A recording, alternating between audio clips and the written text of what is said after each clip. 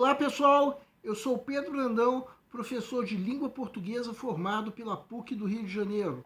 Começa agora mais uma videoaula do nosso canal Português Papo Cabeça. Em primeiro lugar, inscreva-se no nosso canal para não perder nenhuma das nossas próximas videoaulas e ative o sininho para receber todas as notificações. Nessa aula nós vamos comentar uma questão da prova mais recente do Enem, que, de acordo com a nossa avaliação, tem um nível fácil de resolução. A grande vantagem tem o candidato que sacar primeiro o gabarito, já que esse candidato terá mais tempo para resolver o resto da prova, inclusive a redação. Vamos entender. Segue um quadro. Enem 2022. Papos. Me disseram, disseram-me, hein? O correto é disseram-me, não me disseram. Eu falo como quero e te digo mais. Ou é digo-te. O quê? Digo-te que você, o te e o você não combinam. Lhe digo, também não. O que você ia me dizer? Que você está sendo grosseiro, pedante e chato. Dispenso suas correções. Vê se esquece-me. Falo como bem entender. Mais uma correção e eu, o quê? O mato. Que mato? Mato-o, mato-lhe, matar-lhe-ei-te, pois esqueça-o e para-te. Pronome no lugar certo é elitismo. Se você prefere falar errado, falo como todo mundo fala. O importante é me entenderem, ou entenderem-me. Nesse texto, o uso da norma padrão, defendido por um dos personagens, torna-se inadequado em razão de ou da a. Falta de compreensão causada pelo choque entre gerações. B. Contexto da comunicação em que a conversa se dá. C. Grau de polidez distinto entre os interlocutores. D. Diferença de escolaridade entre os falantes. E. Nível social dos participantes da situação. Peço para que deem uma pausa antes de ser dado o gabarito. O gabarito é letra B. A pergunta do enunciado é: no texto, a norma padrão defendida por um dos personagens torna-se inadequada por que motivo? Vamos supor que você esteja na fase de pré-leitura da prova, a fase em que, de acordo com o método que nós já propomos, o candidato está fazendo uma leitura da prova como um todo, a fim de avaliar o grau de dificuldade de cada questão.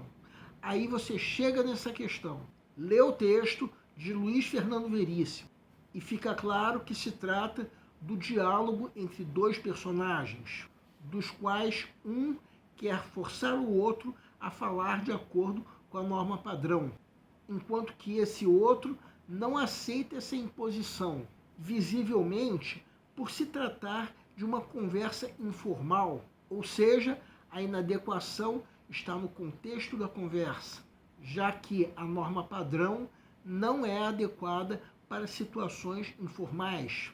Tudo isso conduz o gabarito para a letra B, porque é a única alternativa que se refere a uma inadequação ao contexto. Ou seja, esse gabarito já pode ser sacado na fase de pré-leitura, mas é um momento em que essa é apenas uma das questões que você tem para ler e avaliar o grau de dificuldade. O ideal, então, é marcar uma pequena seta ao lado da alternativa que você julga praticamente com certeza ser o gabarito. Mais tarde vai chegar o momento de se resolver mesmo a questão.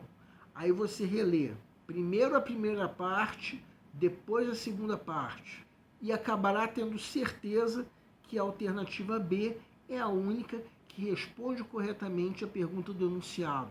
Isso por causa daquele motivo que nós já dissemos. A norma padrão constitui uma inadequação para uma conversa informal como a narrada nesse texto. Ou seja, uma inadequação ao contexto de comunicação, como diz a alternativa B. Quanto às outras alternativas, cometem todas elas o erro da extrapolação, que é a geração de ideias que estão ausentes no texto. Em nenhum momento o texto menciona de que gerações são esses personagens, como diz a alternativa A, nem tampouco se verifica qualquer grau de polidez entre os interlocutores, como diz a alternativa C, nem se menciona em momento algum o nível de escolaridade desses interlocutores, como diz a alternativa D, nem tampouco se fala sobre o nível social dos personagens, como diz a alternativa E.